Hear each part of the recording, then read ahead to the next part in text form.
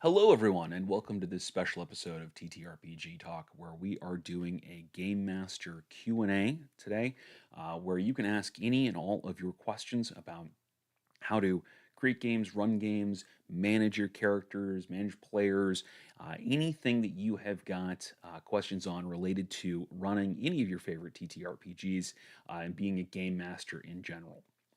I am RJ Kerr, as always, your host.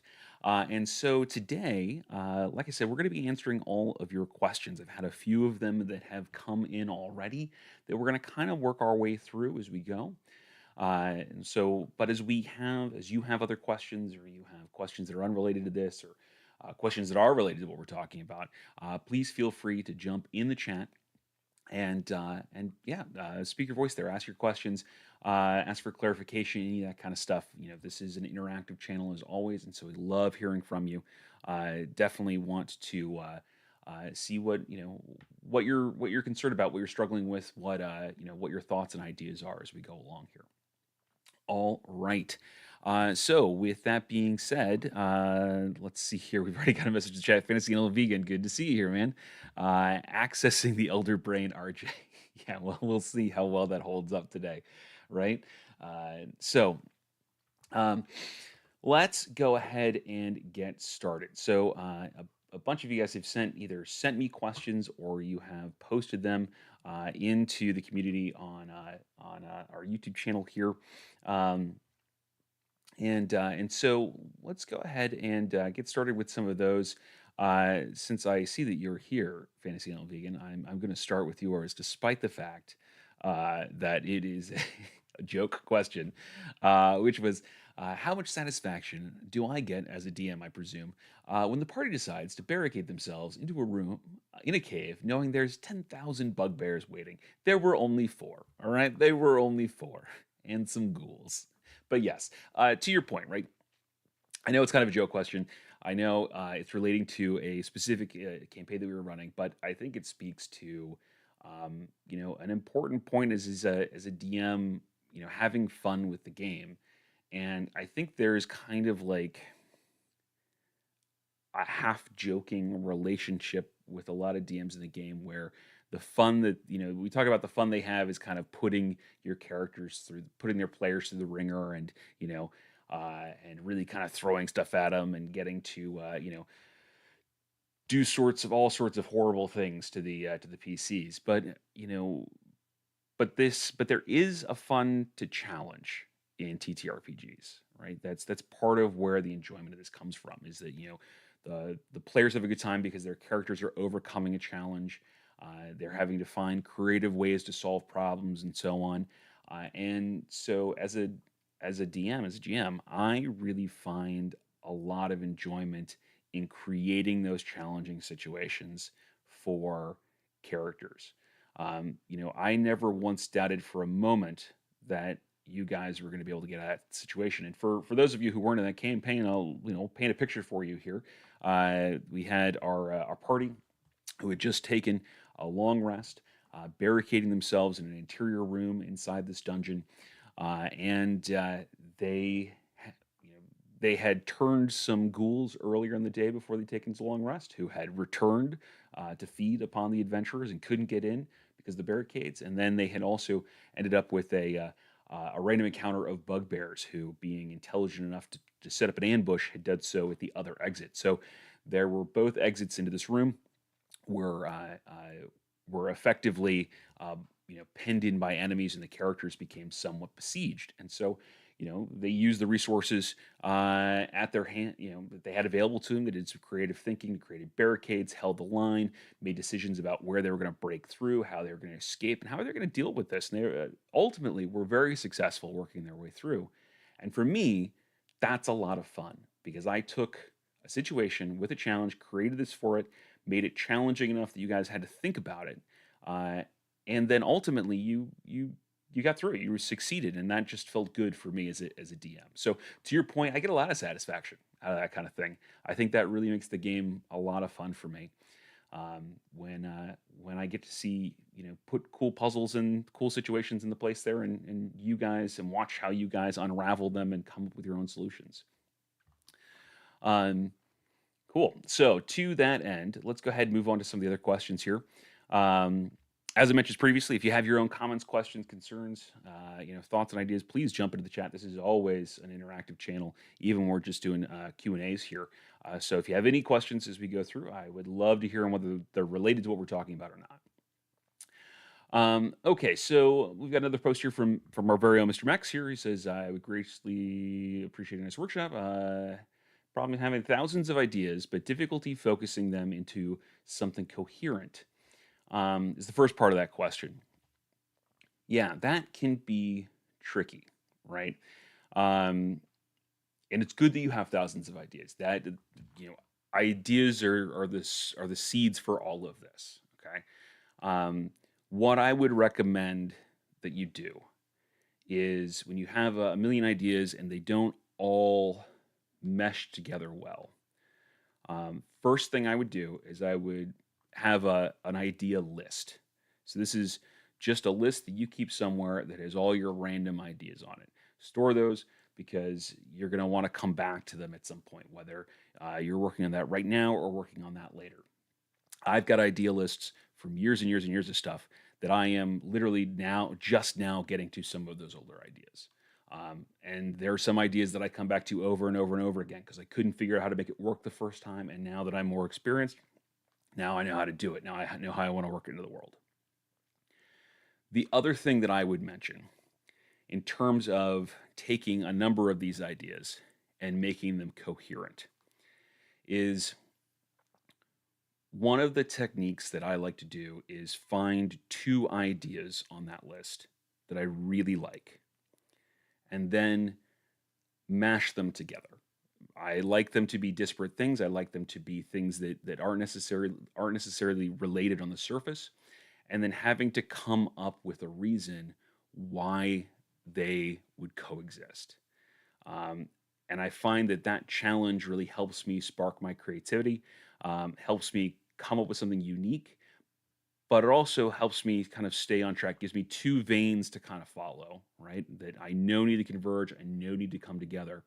Uh, and so it gives me room to play, but it also narrows my focus because I then I won't discard, I'll keep the rest of the list, but I really won't worry about trying to use the rest of my list of my ideas. The point there being that you want to limit the number of ideas that you put into particular adventure, any particular campaign. Definitely mix and match, put some ideas together to create this sort of stuff. But the more you limit yourself in that regard, the more coherent it's going to be. But you don't want to necessarily boil it down to one single idea if that idea feels limiting to you. So, you know, treat them like Legos.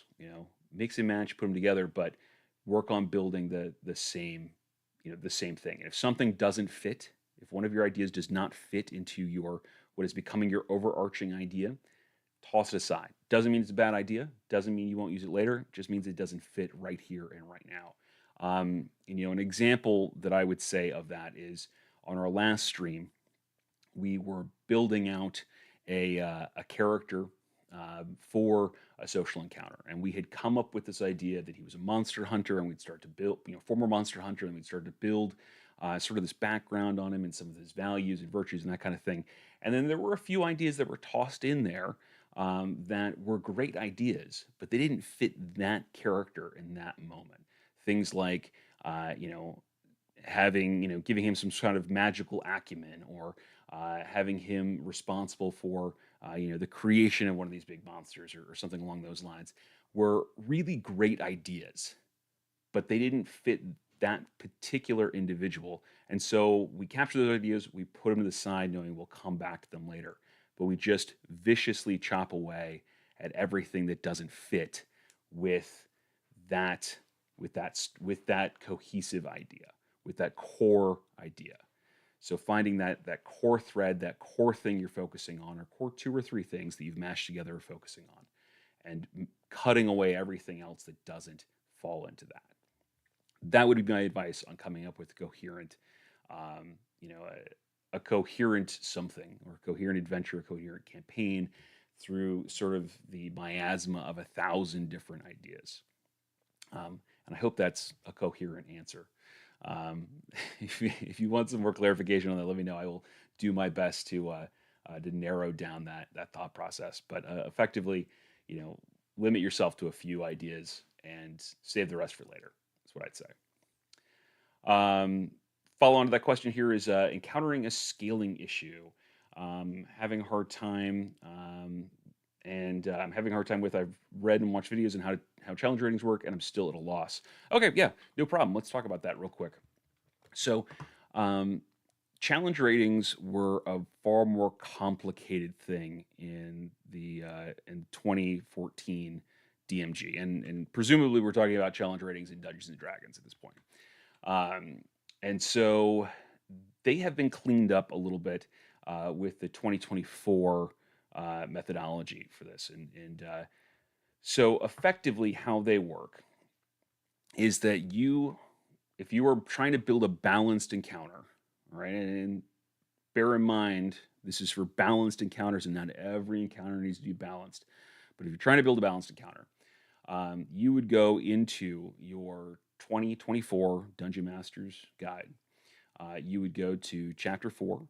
You'd go down to Plan Encounters. And then you would follow that down to Combat Encounters and the XP budget per character. What you would do there is you are going to see a chart, and it's going to have party level, and it's going to have low, moderate, high. And so, for example, for first level party, under low it's 50, under moderate it's 75, under high it's 100. And those XP values are per character of that level, right? So then you figure out how many characters of that particular level that you have in your adventuring party for this group. So if you have four characters, and they're all first level, if you want a low difficulty encounter, you're going to multiply 50 by 4, and that's your pool. If you want a high difficulty encounter, you're going to multiply that 100 by 4, the number of characters, and that's your pool. And you can mix and match. You can add this all together. So if you have 2 level 1 and 2 level 2, and you want a high level encounter, you can add a 100 for each level 1 and a 200 for each level 2 as per the chart here, and come up with that pool. That's your budget. That's what you have to spend on monsters, right? Then, as you're looking through what kinds of NPCs and monsters and creatures and what have you that you want to put into the counter and pit them against the player characters, then you look at their challenge ratings. And the challenge ratings on each monster stat block also have how much XP is related to that. And you take your XP budget and you subtract the XP for each monster from that budget until you are at 0 or close enough to it or just a little bit over.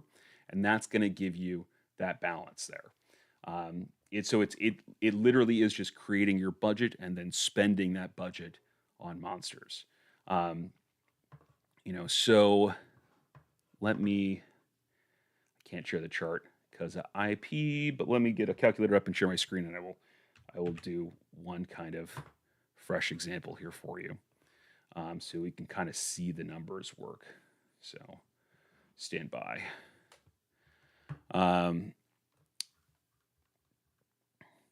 All right, so screen share. Okay, calculator up. Got the chart on the other screen here. Let's say we've got four.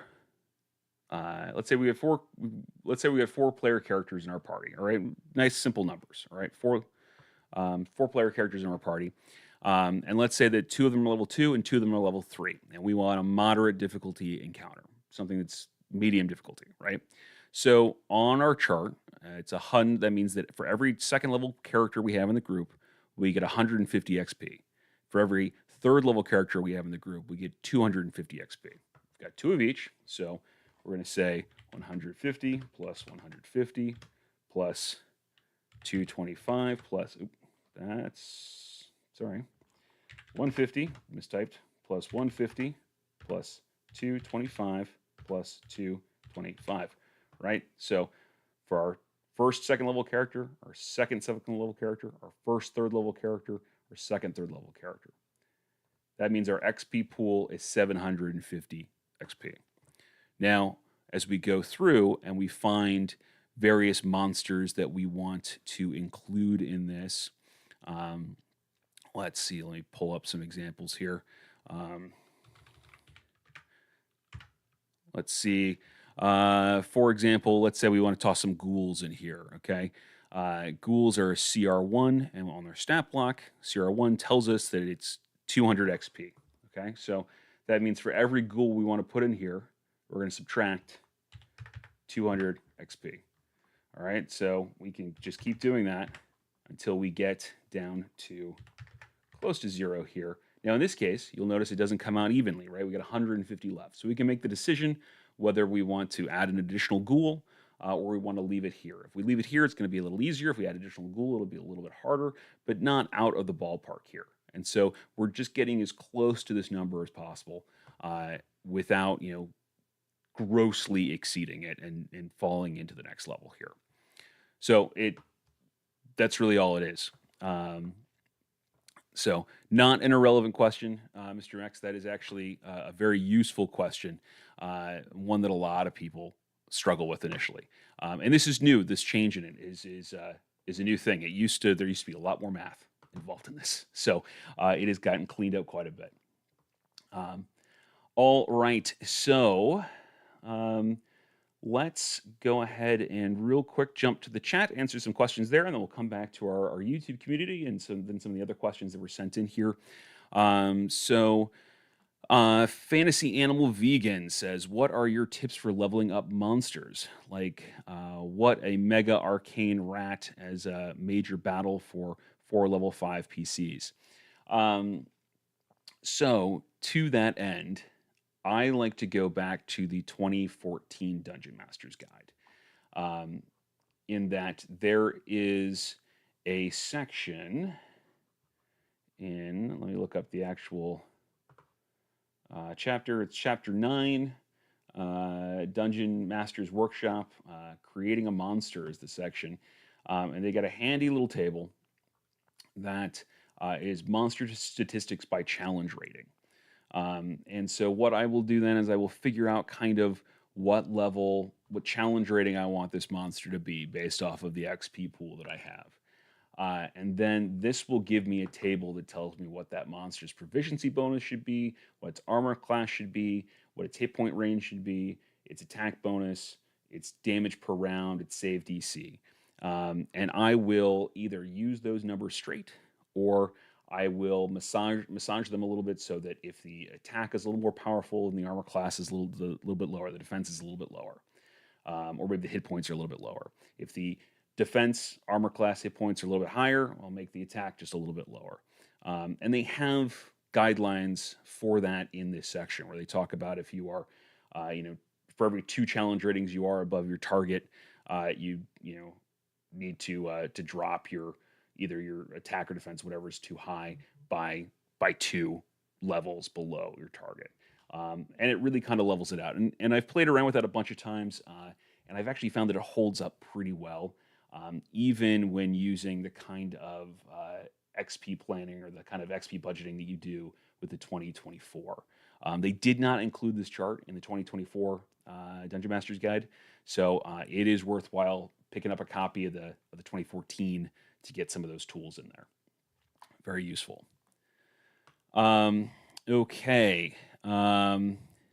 Yeah, so Fantasy Animal Vegan says how many attacks, how much damage. Yeah, so the damage per round that they'll have on this chart will give you the range and how much damage. And if you want to have multiple attacks, which I generally recommend, you just chop that up by, how many attacks you want them to have. So if they're going to do, 60 damage per round as like a CR10 creature, and you want them to have 3 attacks, each attack should do somewhere about 20 points of damage, on average. And you assume they're going to hit with every attack on the turn when you're calculating this out, which we know isn't true, but you make that assumption. The table is built to make that assumption.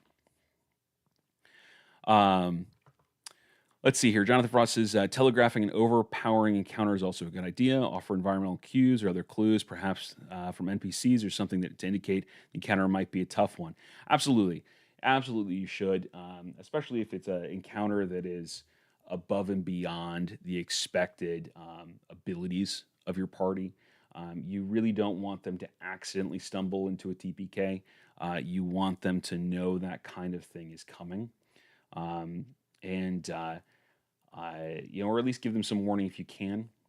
And so some good, uh, some good narration ahead of time. The classic example that I like to use, right, is if you're watching Jurassic Park, they're sitting there in the dark after the power goes out, and um, you know, they've got that boom and the water ripples, and then the boom and the water ripples, and you realize that this is the T-Rex coming up. This is the monstrous creature coming upon them, and that little environmental description there, you know, is enough to cue the characters in that scene that this is bad, that this is a big deal. And you can do the same kind of thing when you're narrating encounters in D&D. And you can do the opposite. You can narrate them so that they seem trivial when they're going to be simple, and that might cause your players to take different tacks as well. Let's see. John Frost goes on to say hazards have an XP value too, if I'm remembering correctly. They do. They've become a little bit looser on that. Assigning XP to hazards and to traps and things like that, which you can still absolutely do if you're using the XP value system of level up. The guidance on that now is that it shouldn't be any more XP than a encounter with a monster that CR is equivalent to the character's level, right? So level 1 CR, as we just noticed in the ghoul thing, has 100 XP, and so that means that if you've got first level characters and they get through a trap, you shouldn't give them any more than 100 XP. If they get through a hazard, you shouldn't give them any more than 100 XP. Now, I mean, it's a loose rule, right? You can break it, you can give them less, you can give them a little bit more, but that's a good general guideline. Okay, so real quick in the chat, Mr. Mex says that table is in the 2014 DMG. You said yes, 2014 DMG is where you can find that. Okay, so back to our community questions here on YouTube. So let's see here. We've got one from Jonathan Frost. Says, pacing is my big issue. And I'm full of ideas, not clear how to spread them out over the course of an adventure or offer realistic hooks. Okay, yeah. Pacing is a really nuanced thing in any kind of storytelling, but especially in TTRPGs. Because pacing matters so much, and yet it's a really intangible thing. If it goes too fast, the players don't get a chance to enjoy the parts of the adventure that seem really cool to them. If it goes too slow, it starts to feel like a slog. So my general recommendations for that are you need periods of high tension and periods of low tension. And effectively keep it, if you can, keep it kind of oscillating back and forth between the two. And so, a high tension period is followed by a low tension period. And the higher the tension, of that, the lower the tension can be that follows it. So you can play with kind of the levels of this. I don't know if any of you are big anime fans or anything along those lines, but Studio Ghibli is a classic example of this, where they have these, after big moments in the story, they have these very quiet scenes where almost nothing happens, and it's specifically there for the pacing. It's specifically there to give the viewer in that case, time to kind of process everything that's happened and adjust and come down off of the tension so they can be ready for it again later. And we do the same thing in TTRPGs. So when you have a big explosive moment, you want to start trailing off that tension afterwards. Now, that being said, That's the general idea. In practice, that's a little more difficult, right? Because you're not railroading your characters. You're not coming up with what they have to do after each and every section. They may, make decisions that lead to several sessions of low tension, or several sessions of high tension, mixed up in there. And so then that's when you have to reach into your tool belt as a DM, and either let off some of the pressure or toss some pressure on. So it's easier to put more pressure on than it is to take it off. That's where we get things like random encounters. Cool thing about random encounters is they don't actually have to be random, right? So if, for example, you're, I don't know, exploring the jungles of Chult, and nothing has happened for many days, and you've just been moving your way through there. If the tension's getting low and we need a little excitement, we toss in an encounter. It doesn't have to be a combat encounter, mind you. It can be combat, it can be a social, it can be an exploration encounter. Exploration encounters are really underused. Um, and so, you can toss in any of those because they add a little bit of texture, they add a little bit of flavor. Now, combat obviously tends to add a higher level of tension than the others, but that's not always the case. A really important social encounter can add a lot of tension. Um, that being said, when you need to decrease the tension in there, you can add, um, you can add a little bit of humor if you want to do that. You can create a situation where the characters have a little bit of a reprieve. If they, a reason why they might be able to temporarily escape the baddies, why the bad guys may retreat and regroup or things like that. You can play around with that a little bit.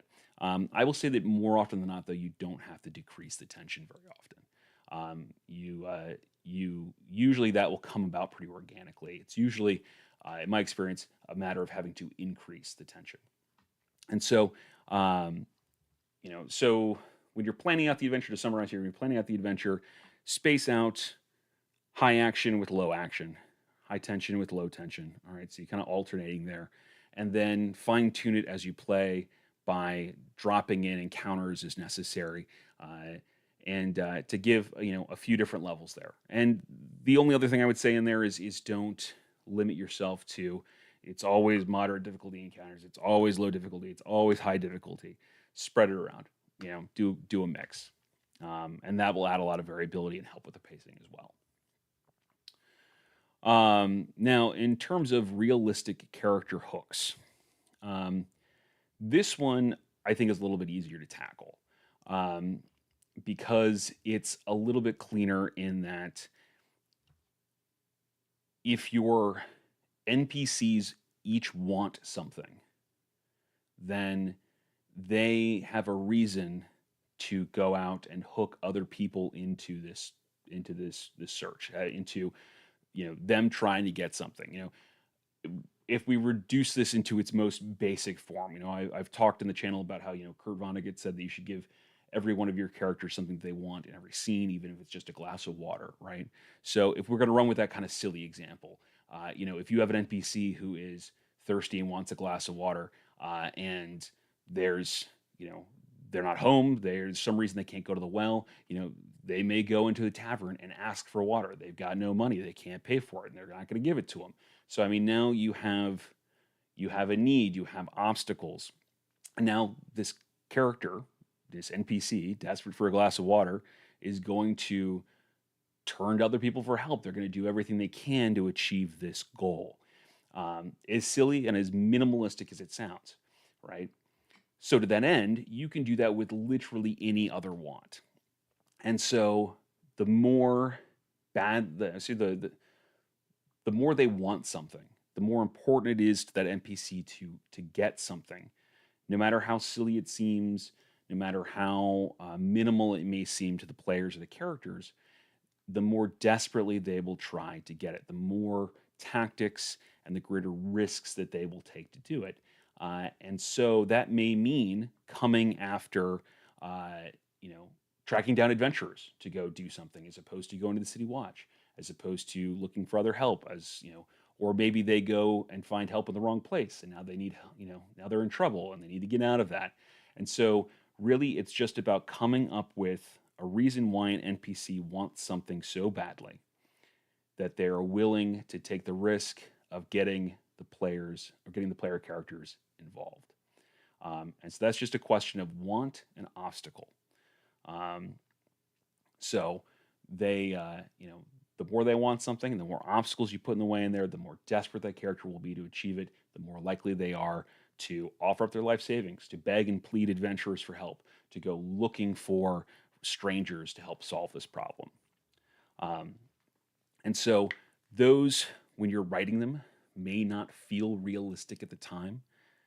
They will seem so much more organic when you run them because your players, one, are going to suspend a little bit of disbelief, but two, you know, they understand the idea of want and desperation, and will will because they understand those motivations, they will buy into those sorts of hooks faster than they will with hooks where the characters, the NPC, the quest giver is just like, this would be a cool thing for you to do, and here's a whole bag of money. That doesn't feel realistic. That feels like a trap, just from human experience, right? So lean into those wants, lean into those obstacles, make it desperately important to your NPCs, and the hooks will follow a little more organically. Okay. So let's jump back to the chat before we get to our other list of questions here. Mr. Max, pay attention. Regard to the Chult comment there. Fantasy Animal Vegan, what are tips to convince your DM to let you have a tiny Tarask familiar? Asking for Jonathan, JK. Bribes, all DMs can be bribed. It's just a question of price, right? So yeah, you bribe your DM to make you a cute little Tarask stat block. Let's see here. The Jonathan Frost says it could be stacked goblins being the least tactically minded monsters in Faerun. Yeah. So, again, a comment about, adding a little bit of releasing a little bit of pressure in an adventure. We're in a campaign where the characters are literally going through Chult right now, and they get attacked by a battle column of goblins, of Batiri goblins. And narrating that as kind of a goofy, silly encounter makes it fun. It also reduces some of the other tension that had been kind of building up after some heavy encounters in the Tomb of Annihilation adventure. It's a good example of that. Let's see here. Ben Elder says, hey, RJ, I'm looking to start a new campaign with my longtime group. How would you settle a split in the group for picking a setting? Half want a grimdark fantasy and the other half, a lighter option. Ooh, that is a tough one when it's split down the middle like that. It's, obviously easier when it's, when you can vote and go, well, this group voted, this side has it and this side doesn't. What I would do then is drill down into what it is about each style of setting that the players want, right? Because they'll say they want grimdark, or they'll say they want a lighter setting, but there's something about grimdark that they like. Maybe it's the gritty realism, and not so much the horror. Maybe it is the horror, but it's find out what specifically it is about grimdark that they enjoy. And then to the other side, this lighter option, what about the lighter option attracts them? Is it they don't want to deal with some of the really heavy sort of moral quandaries that can come with grimdark, or they want something that can be a little more fun, a little more whimsical? And again, drill down specifically what it is that they like about that, and then take the likes of both groups and try to create a third option that incorporates both. And that might seem a little bizarre or a little bit difficult at first, but again, that comes back to kind of what I was talking about earlier about taking two divergent ideas and mashing them together and using that to generate some creativity. So you might come up with a really unique setting doing it that way. So, for example, if the letter group doesn't want to deal with the heavy moral quandaries of of Grimdark, but the Grimdark players like that gritty realism that goes into that. You can do gritty realism without having to deal with the really heavy emotional stuff. You just lean into again, the realism, the grit of it, and add some of the fantasy elements in there, making it a little bit lighter, making the problems that they encounter, perhaps a little less emotionally heavy, but still just as realistic, just as grungy and as dirty as you might get in Grimdark, that kind of deal. Um, think about having to solve, crimes for fairies, where they're I don't know what their gumdrops have been stolen. I'm pulling out of the top of my head here. Their gumdrops have been stolen, but having to run that as like a noir detective, right? Having to take that completely seriously in like a noir setting. You could really mash those together, and it would come up with something very unique, and it might be a lot of fun for everybody to play, and they'd get what they want. So that's where I would try to tackle it. Doesn't always work, but it's a good jumping off point. Let's see here. Ben Ellis says, I'm leaning towards Grimdark, but I don't want to pressure people to play a setting they don't like. You're right not to do that. You don't want to pressure people to play a setting they don't like. That being said, you also get a vote as the DM. You got to have fun. So it's okay to veto settings that you're just not going to enjoy too. Let's see here. Fantasy and Ben, if you consider it a light setting where the grimdark plane is leaking creatures and energy into the world. See, that's a classic example of kind of how to merge that stuff together. They yeah, so it's an interesting way to take two concepts and blend them together. There's a ton of different ways to do that. Let's see.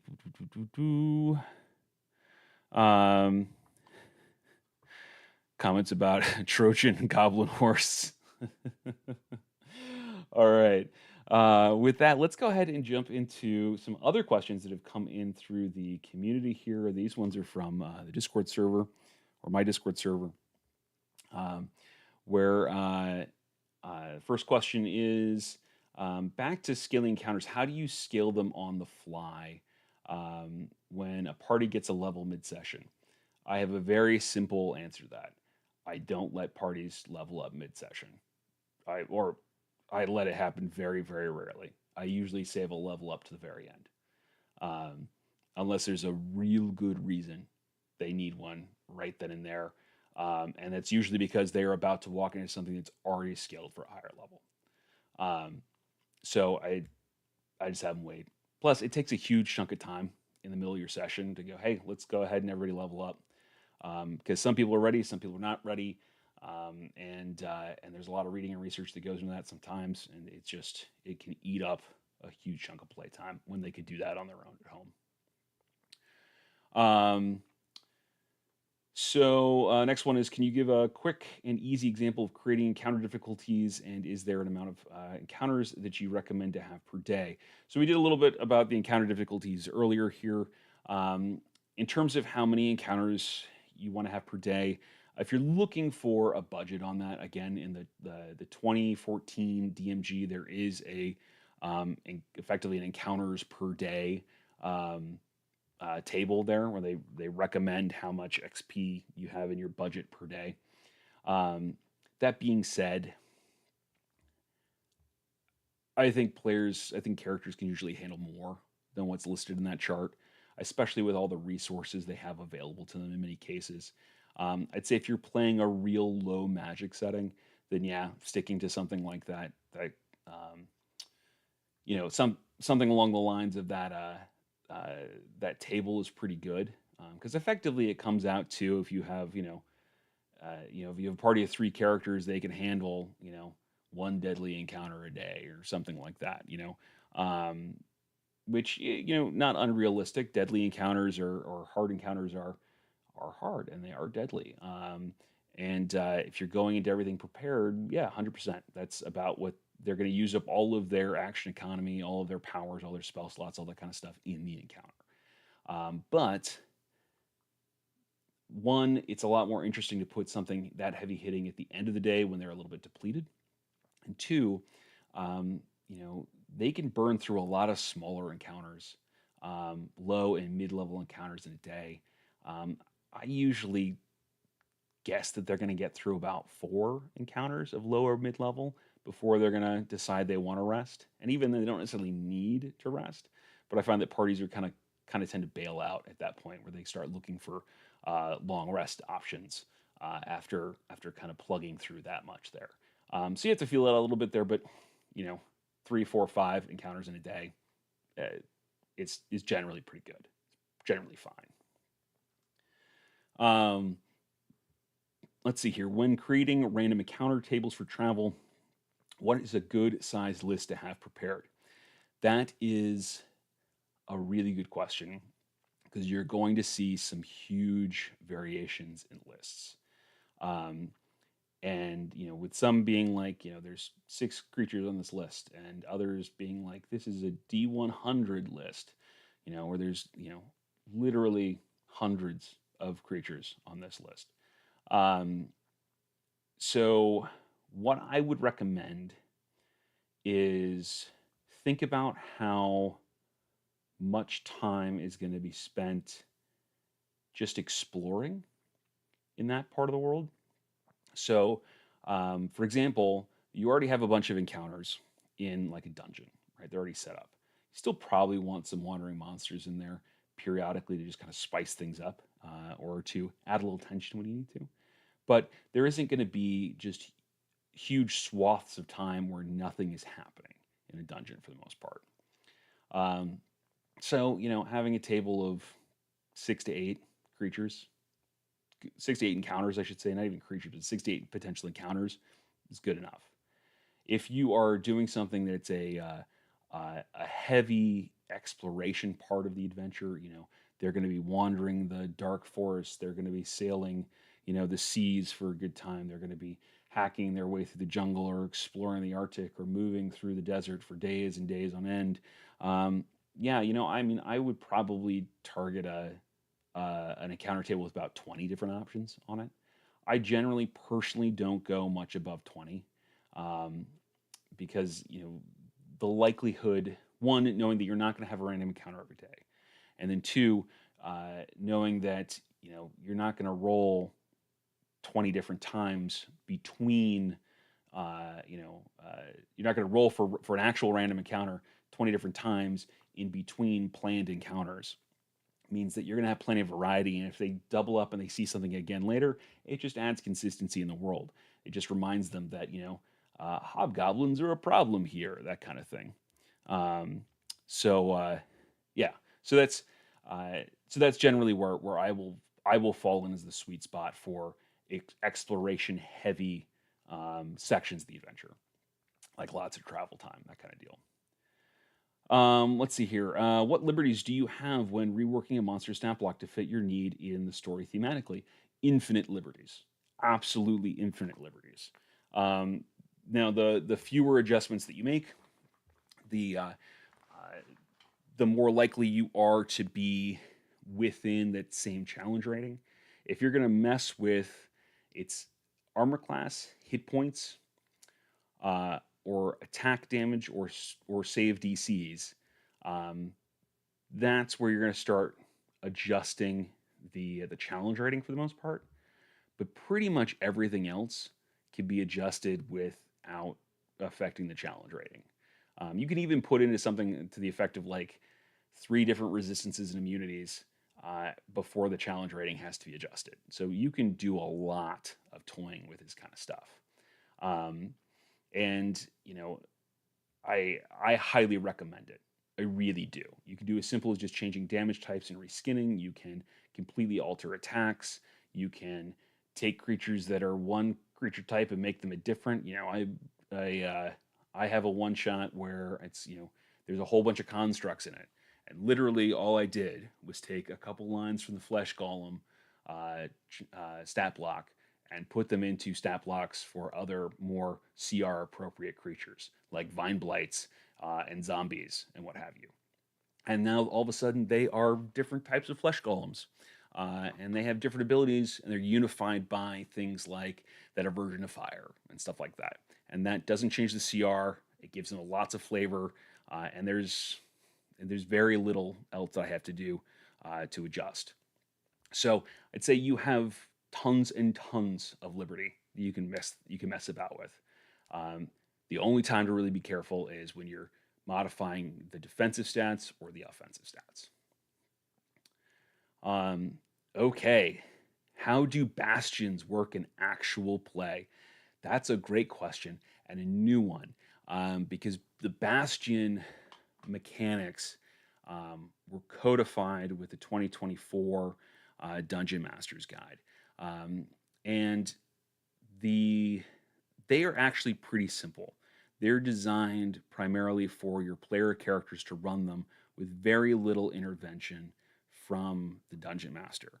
Um, and so, really, the big burden on you as the DM on those is to track time, because it's every 7 days is a bastion turn. And so just keeping track of time in the game, how many days have passed since the last bastion turn, and then letting the characters either take a bastion turn or not take a bastion turn as they have availability to their bastion, right? So if they're there on the next bastion turn day or thereafter, they can take a bastion turn. If they are not there and they have no way to communicate back, they don't get to take one. If they don't take one, there's a simple table that you can roll on in the 2024 DMG, where it will tell you kind of what sort of random events might happen. But even if the bastion is attacked or what have you, there's no really combat to resolve to do that. It's a very low. It's a it's a very low mechanic sort of system there, which is good. It's designed to be simple and to be narrative, and to give some advantages and some boons, the occasional bane, without really overloading you as the DM and having the burden of this primarily fall on the players themselves. So it can be fun to play with. Some characters really like it. Some players really like it. Some players don't care at all. I have a couple campaigns where they're using that right now. A few other campaigns where they've decided they don't want to deal with it. And it can be fun to play around with. The bottom line here, though, is that you don't have to necessarily worry too much about the mechanics for things like bastions, because again, the burden is on the players for this. But two, they are, for the large part, a narrative sort of thing with a few minor mechanical benefits to them at most levels, right? So, and they don't really jump up in power you can't get one until level 5. They don't jump in power until level 9, right? And so you got lots of time to kind of figure out how each of these particular rooms or each of these particular special spaces works within the context of your game before they start getting a major power up here. So, I know that doesn't really explain the mechanics of bastions. There are a fair number of mechanics to read through in that section, but I would say that in terms of actual play, they become far more a narrative piece than a mechanical piece in a lot of ways, which I think is good. I like the idea of a bastion. I like how they've built that out. I think it's a cool adaptation, and it makes it a lot simpler than it used to be in other editions of D&D. Okay, let's see here. What genre of one-shot would you recommend for someone with no knowledge of D&D whatsoever and wants to play? For example, dungeon crawl, mystery, or monster hunt. Personally, I am a big fan of having the very first game that people play, if they've never played D&D before, they know very little about it, they're learning to play, making it a dungeon crawl.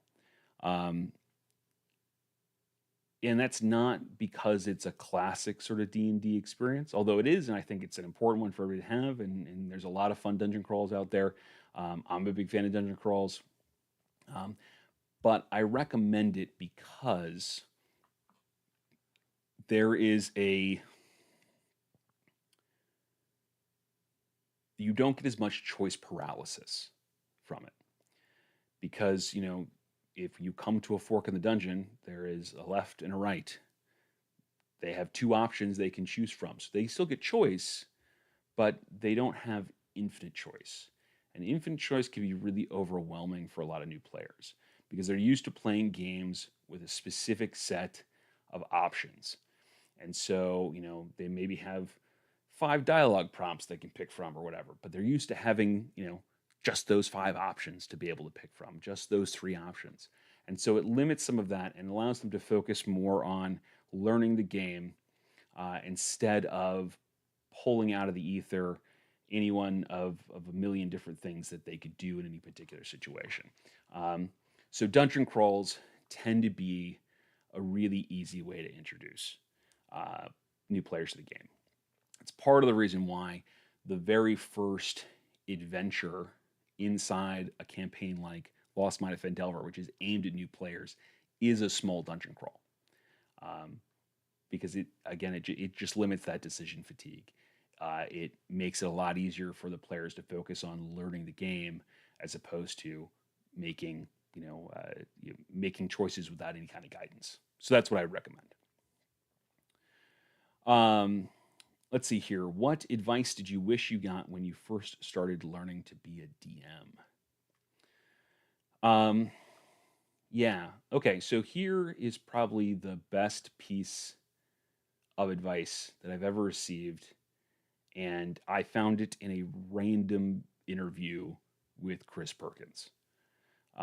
And that was read the whole adventure, the whole thing, the whole book before you run it. Read the whole module if you're going to run a module, right? Because you're not expected to memorize all of it. You're not expected to understand every nuance or remember every room or every encounter. You're trying to get an idea of how it all hangs together, how it all fits together. Because there are parts of every adventure that you can change and parts of every adventure that are pretty much need to be set in stone for the module to run. And all you're looking to do is kind of figure out what are the most important bits. So for example, Curse of Strahd leans heavily on Strahd's motivation is trying to find the reincarnation of his lost love. So if you can change literally anything else about Strahd. You can change the identity of his lost love. You can change any of those other kinds of details. All of that's set dressing, right? You don't have to remember any of it. You can make it all up on the spot. The thing that you need to remember though is that he is obsessed with this lost love and will do anything to find her reincarnation, right? Or what he believes is to be her reincarnation.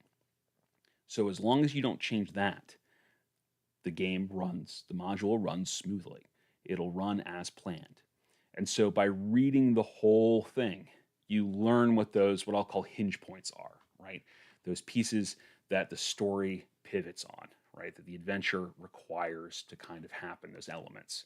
Um, and so when you are having to come up with something on the fly, when you don't remember a piece and you need to come up with an answer, as long as you remember what those big key bullet points are, which there's a lot fewer of them in modules than you think, then you can change anything and roll with it later on, and it's not going to be a big deal. So that's the advice I really wish I'd received from day one: was read the whole adventure. Don't try to memorize it all; just have an idea about how it all hangs together. And that leads into the last question here on the Discord, and then we'll jump back into the last few questions that are in our chat here. What is some bad advice you were given? Yeah. So I want to preface this by saying that I don't think it's necessarily bad advice. I think it is misleading advice and it is really difficult advice for brand new DMs. And that advice is, for your first campaign, don't run a module. create your own campaign, which on the face of it, great. Learn how to create a campaign, write up your own. Absolutely, 100%. I run a whole set of videos about how to do that. Clearly, I'm not against that idea, right? But as a brand new DM, I don't recommend starting from making the first game that you run your own unique written module, your own unique written adventure. I recommend finding a pre-published adventure, a pre-published module, and running those for a number of different reasons.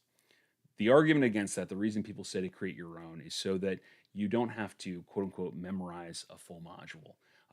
You already know how it all fits together because you created it, right? Which is sound advice, except for the fact that when you're learning to DM, you've got a lot that you're already trying to remember and you're already trying to kind of parse together. So unless you have a background in storytelling and creating stories, that just adds to your workload. Trying to create a cohesive story for your characters to engage with, while also trying to learn all the pieces and parts of becoming a dungeon master. That is a big ask, and it's an easy way to overwhelm yourself. So, what I recommend is you take a module, you read through it, you run it, you see what worked for you, see what didn't work for you, what made sense, what didn't make sense for you, and now you kind of have a foundation of what an adventure is, kind of looks like, and an idea of what you want to include in your future adventures and what you don't want to include in your future adventures. And you have kind of all of the grunt work, all the base work done for you, so you also can focus on learning to be a dungeon master instead of having to also invent a world while you're learning to be a dungeon master. So the bad advice is start from scratch, build everything your own from the very beginning. Don't recommend that. Don't. I highly recommend that you use something built out already. Give yourself the space and grace to learn before you try to run your own custom adventures and campaigns. Okay, so we're getting close to our end time here, but we still got a few other comments in the chat. So let's see what we have here.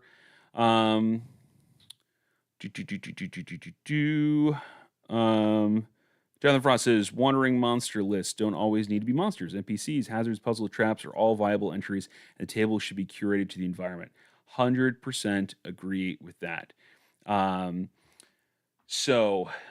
fact, I am a big fan that those wandering monster tables are really, random encounter tables is a better name for them, to be completely honest, because I think it's more encompassing to your point.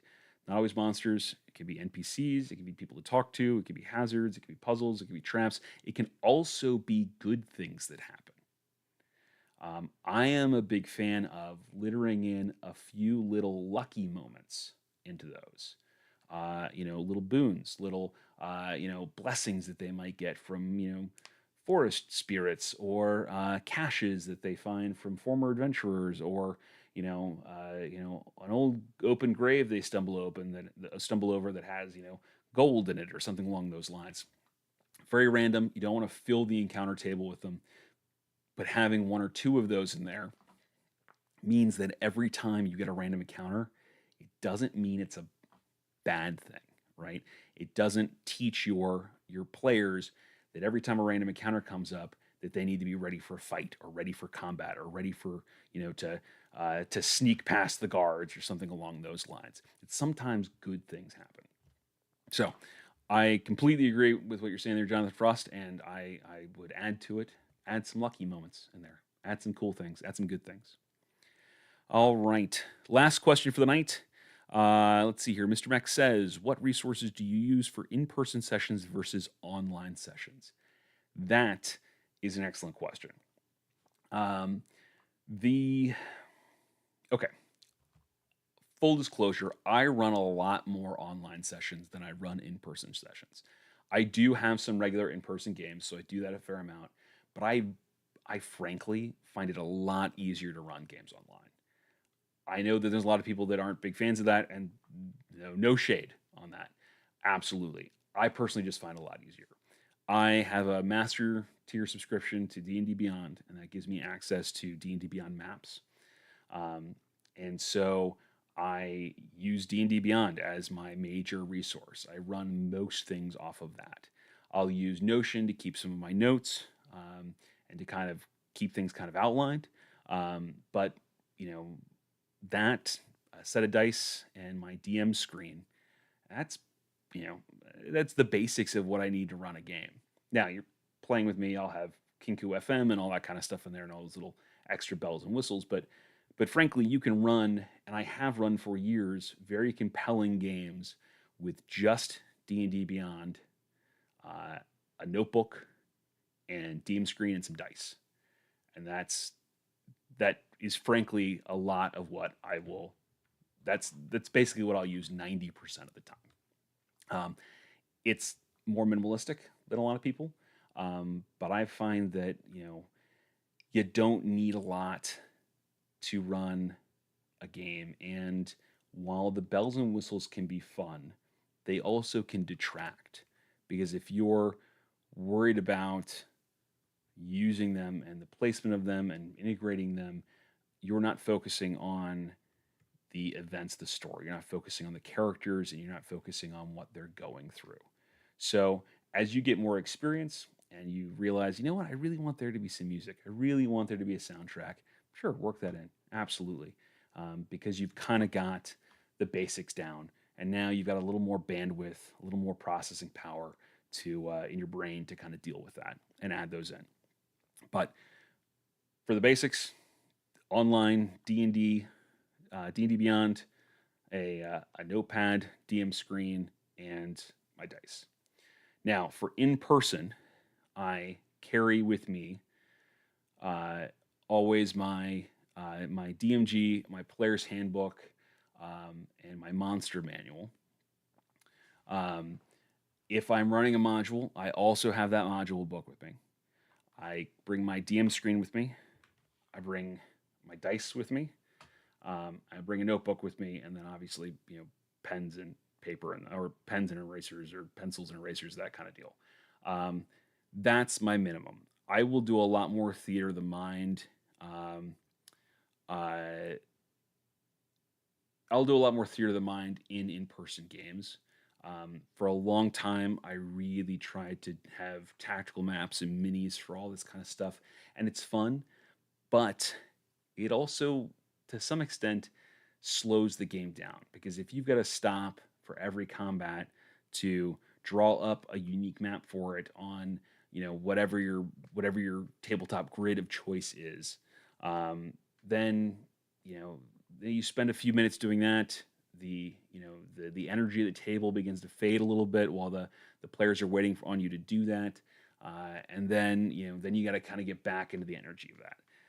Now, that being said, it could be a lot of fun to do tactical combat that way, and key battles, big battles that are going to happen. The BBEG, it can be really fun to have some minis for that, to have the grid and the tactical combat ready for that. The nice thing is that you can draw it out on the grid ahead of time. In those cases, you can have the minis pulled out and ready to go if you want to do that, and then it reinforces to your players that this is a big moment because we're pulling out all the stops, we're pulling out all the toys. But most of the combats, you do theater of the mind on that. And I don't worry too much about distances in those cases. I borrow from the Shadow Dark system, where there's 3 distances. There's close, which is melee range; near, which is within about 30 feet; and then far, which is within line of sight. And for the most part, I just categorize distances between the characters, and the whatever they're fighting, NPCs, monsters, what have you, in those general ranges. And then don't worry about if it's 35 feet away or something along those lines. You just go a little loosey goosey on that. So as a minimum, to sum up there on in-person games, I would have all 3 core rule books. So your Dungeon Master's Guide, your Player's Handbook, your Monster Manual. If you're running a published module, I'd have that with you too. I'd have your DM screen, I'd have your dice, and I have a notebook and a writing implement for that as a minimum. And that will carry you through most in-person games. Again, feel free to add some bells and whistles to that as you get more experience and you're comfortable with that setup already. Um, and then you can add the flair to it. Um, the flair can be fun, but you don't need it to start. Cool. All right. Thank you, everybody, so much for joining me tonight. I appreciate all of the questions and all of the thoughts that here and all the input. As always, this has been a really dynamic chat with you guys. I hope that I answered your questions fully, didn't just babble on for about an hour. But if you guys ever want to do this again, let me know. We can start, doing these periodically. We can also start doing more focused episodes on Wednesdays if you'd like, where we tackle specific topics, either related to writing campaigns and TTRPGs or running games or specific situations like building traps or creating new monsters or any of that kind of stuff that you just want a cohesive video on just that. Let me know, and we can start adding that kind of stuff to the roster. So, if you've enjoyed the stream, if you like this content, please like, subscribe, leave a comment. All that kind of stuff helps the channel grow, helps keep these chats dynamic, and helps the new ideas keep rolling in. So, thank you guys so much for being here, and I look forward to catching up with you next time. I'll see you all on Monday. Talk to you then.